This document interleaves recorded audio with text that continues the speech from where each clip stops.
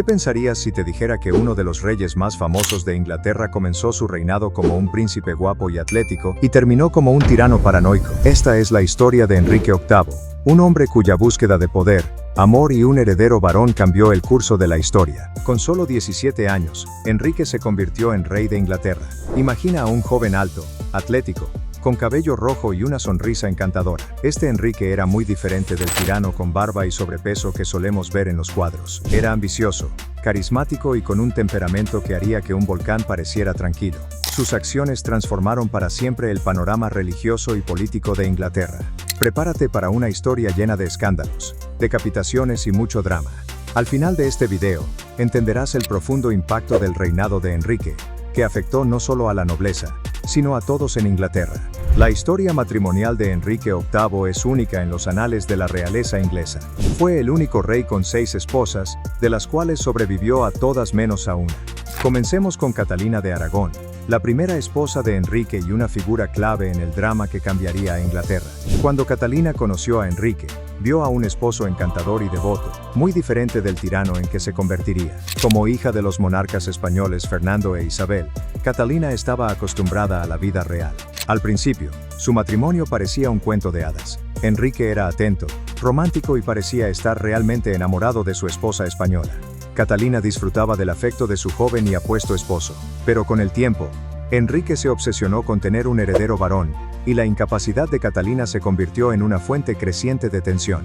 No era por falta de intentos. Catalina tuvo varios hijos, incluyendo una niña llamada María, pero trágicamente, sufrió múltiples abortos y la muerte de varios bebés. Cada pérdida fue un golpe no solo para el corazón de Catalina, sino también para su posición como reina.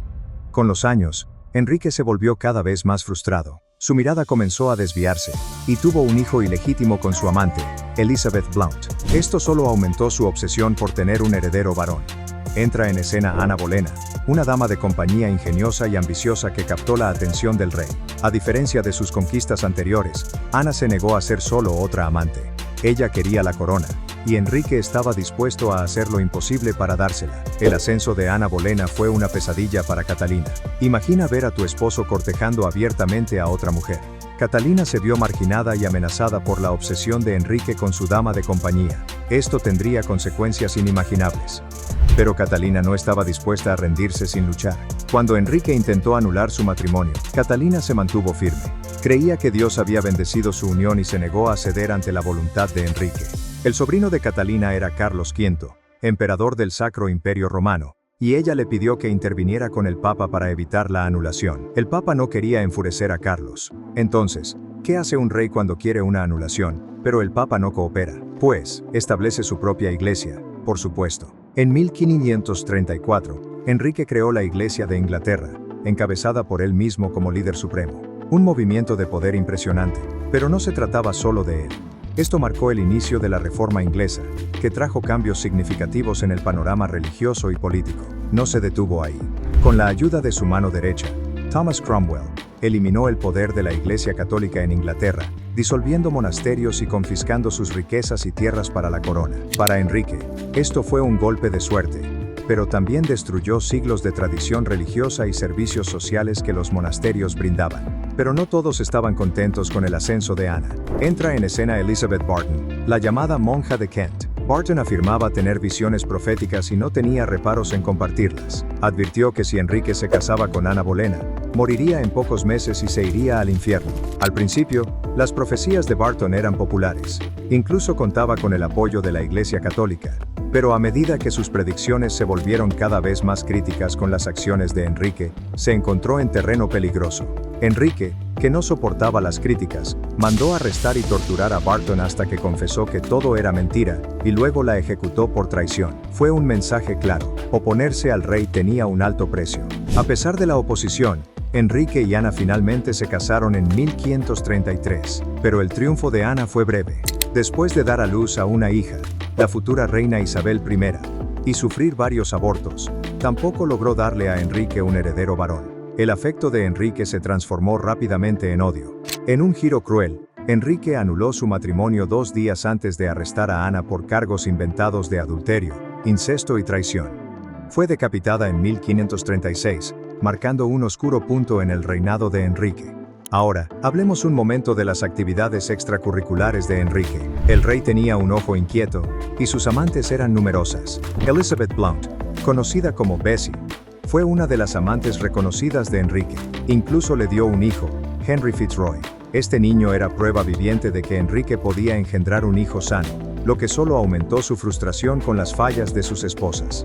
Luego estaba María Bolena, la hermana de Ana. Sí, lo has oído bien. Enrique tuvo un romance con la hermana de su esposa. Aunque se rumorea que Enrique fue el padre de los 2 hijos de María, no hay pruebas sólidas, pero el hecho de que la gente lo sospechara muestra lo caótica que era la vida amorosa de Enrique. La corte era un hervidero de intrigas, con todos luchando por el favor del rey. Imagina un juego de sillas musicales de alto riesgo, pero en lugar de perder tu asiento, podrías perder la cabeza. Ministros, cortesanos e incluso los amigos más cercanos de Enrique temían constantemente caer en desgracia. Y no podemos olvidar los hábitos de gasto de Enrique. Este hombre haría que las celebridades de hoy parecieran tacaños. Organizaba fiestas lujosas, construía palacios grandiosos y libraba guerras costosas. Todo este derroche puso una gran presión sobre las finanzas de Inglaterra. Enrique recurrió a una solución controvertida para financiar su estilo de vida: la disolución de los monasterios. Esto no solo significó cerrar unas pocas iglesias. Los monasterios poseían vastas cantidades de tierras y riquezas. Al cerrarlos, Enrique podía apoderarse de sus bienes y llenar las arcas reales. Fue un golpe financiero para la corona, pero tuvo un alto costo social. Muchos pobres dependían de los monasterios para recibir caridad y educación. Con los monasterios desaparecidos, quedaron desamparados. Pasemos ahora a Jane Seymour, la tercera esposa de Enrique. Después del drama de Ana Bolena, Jane fue como un soplo de aire fresco. Era tranquila, sumisa y parecía calmar el temperamento volátil de Enrique. Por un tiempo, parecía que Enrique finalmente había encontrado su final feliz. Jane logró lo que Catalina de Aragón y Ana Bolena no pudieron. Le dio a Enrique un hijo. El príncipe Eduardo nació en octubre de 1537, y Enrique estaba eufórico. Pero la celebración fue breve. Jane murió solo 12 días después de dar a luz, probablemente por complicaciones del parto. Enrique quedó devastado. Vistió de negro durante meses y estuvo casi inconsolable por la pérdida de su verdadera esposa, como él la llamaba. En enero de 1536, solo 5 meses antes de casarse con Jane, Enrique sufrió un grave accidente en un torneo de justas. El accidente ocurrió en un torneo en el Palacio de Greenwich cuando Enrique, de 44 años, en armadura completa, fue derribado de su caballo, que cayó encima de él. Estuvo inconsciente durante 2 horas, y al principio se pensó que había sufrido una herida fatal. Aunque se recuperó, el incidente, que terminó con su carrera en las justas, agravó graves problemas en sus piernas que lo atormentaron por el resto de su vida, y que bien podrían haber causado una lesión cerebral no detectada que afectó profundamente su personalidad. Deportivo y generoso al inicio de su reinado, el rey se volvió cruel, despiadado y paranoico. Sus súbditos comenzaron a hablar de él de una nueva manera, y la rotación de sus esposas se aceleró. Ni siquiera los consejeros más cercanos de Enrique estaban a salvo. Thomas Cromwell, quien ayudó a Enrique a romper con Roma y casarse con Ana Bolena, terminó en la picota. En 1540, fue arrestado por cargos falsos de traición y herejía. A pesar de sus años de leal servicio, Cromwell fue ejecutado sin juicio. Su cuarto matrimonio, con Ana de Cleves, fue un desastre político. El apodo más común para Ana de Cleves es la yegua de Flandes. Esta unión nunca tuvo una oportunidad desde el primer día, y después de solo 6 meses, Enrique obtuvo una anulación porque la encontraba poco atractiva o algo similar. Su quinta esposa fue la joven y vivaz Catalina Howard, prima de Ana Bolena, cuya edad podría haberla convertido en su hija. A primera vista, el envejecido rey se maravilló de lo joven y hermosa que se veía. Sin embargo, los rumores de adulterio y su creciente paranoia la llevaron a su ejecución por traición y adulterio, lo que convirtió a Catalina en la segunda esposa que Enrique perdió por decapitación. El último matrimonio de Enrique fue con Catalina Parr, una mujer madura y educada que logró sobrevivirle. Jugó un papel crucial en la reconciliación de Enrique con sus hijas, María e Isabel, asegurando su lugar en la línea de sucesión. La transformación de Enrique VIII, de un prometedor joven rey a un gobernante dictatorial, es una metamorfosis que haría que cualquier programa de telerrealidad pareciera aburrido. Cuando ascendió al trono en 1509, Enrique era el príncipe renacentista con el que siempre has soñado: alto, atlético y culto.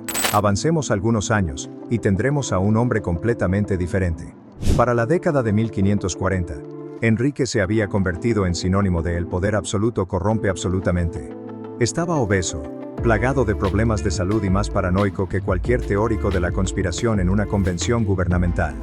Pero no debemos descartar a Enrique como solo otro tirano con problemas de peso. A pesar de todos los escándalos y decapitaciones, su reinado tuvo un impacto significativo en la historia de Inglaterra. Ya hemos establecido que la reforma inglesa fue solo la punta del iceberg.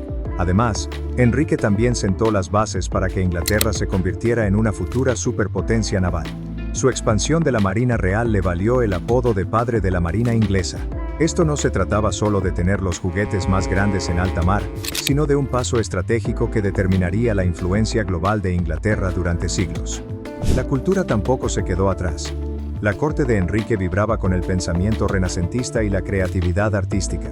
Se le recuerda como uno de los gobernantes más carismáticos que jamás haya ocupado el trono inglés, cuyo amor por el arte ayudó a dar inicio a lo que se conoció como la Edad de Oro isabelina. Parece un logro bastante impresionante para alguien que es principalmente conocido por sus problemas de pareja. Sin embargo, aquí las cosas se complican. A pesar de sus logros, hubo brutales ejecuciones políticas durante todo el reinado de Enrique. 2 de sus esposas fueron ejecutadas por decapitación por órdenes suyas. Lo mismo les sucedió a antiguos aliados como Thomas More y Thomas Cromwell después de caer en desgracia. Entonces, ¿cómo se compara Enrique con otros monarcas ingleses? Bueno, es único. Mientras que otros reyes y reinas tuvieron su parte de escándalos y decisiones controvertidas, pocos pueden igualar el puro drama del reinado de Enrique. Remodeló el panorama religioso de Inglaterra, fortaleció su base de poder militar y dejó un legado cultural duradero. Sin embargo, también estableció nuevos estándares para la maldad real y la paranoia. Por otro lado, Enrique logró lo que más deseaba a lo largo de su vida: asegurar un sucesor varón, aunque el joven Eduardo VI solo gobernó brevemente después de la muerte de Enrique. Además, consolidó aún más el control de la dinastía Tudor sobre el trono inglés, lo que permitió que sus hijas María e Isabel reinaran. Además, cuando Enrique VIII anexó Gales a Inglaterra, aseguró la consolidación del poder inglés, sentando así las bases para la futura creación del Reino Unido. Tampoco debemos olvidar que desempeñó un papel en la centralización de la autoridad real, buena o mala, sirviendo como modelo para los sólidos estados centralizados que se crearon en esa época en Europa, incluyendo Francia bajo Luis XIV. ¿Quieres aprender más sobre gobernantes tiranos? Revisa el video sobre el emperador Nerón, quien incendió su propia ciudad para construir un nuevo y hermoso palacio.